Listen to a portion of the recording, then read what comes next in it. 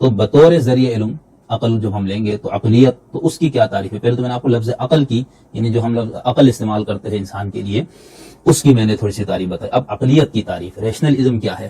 کشاف اصطلاحات فلسفہ میں قاضی عبدالقادر صاحب لکھتے ہیں کہ وسیع ترین معنوں میں وہ فلسفیانہ نقطہ نظر جس میں ادراک حسی سے اعلیٰ، یہ ذہن میں رکھیے گا، ادراک حسی سے اعلیٰ، اس سے آزاد اور ماقبل عقل کو ذریعہ علم سمجھا جائے. یہ علم کائناتی وسعت کا حامل ہے. اخلاق کا مسئلہ ہو یا سیاسی اصول یا شریعت کے فیصلے ہوں، بذریعہ عقل ان تک پہنچا جا سکتا ہے.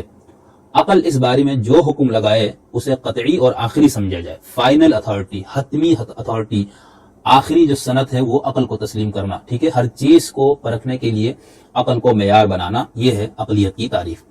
قاضی قیصر الاسلام صاحب نے عقلیت کی جو تعریف دی ہے وہ یہ ہے کہ فلسفیانہ تفکر کے طریقہ کار میں وہ رجحان فکر جس میں الہام و القاء کو ذریعہ علم نہ مان کر عقل کو ہی ایک معیاری طریقہ فکر گردانا جاتا ہے. فلسفیانہ تحریروں میں عقلیت کے اصطلاح کو مختلف طور پر استعمال کیا گیا ہے. اب جب ہم عقل کو حتمی ذریعہ مانیں گے اپنے سوالوں کے جواب کے لیے، حقیقت تک پہنچنے کے لیے،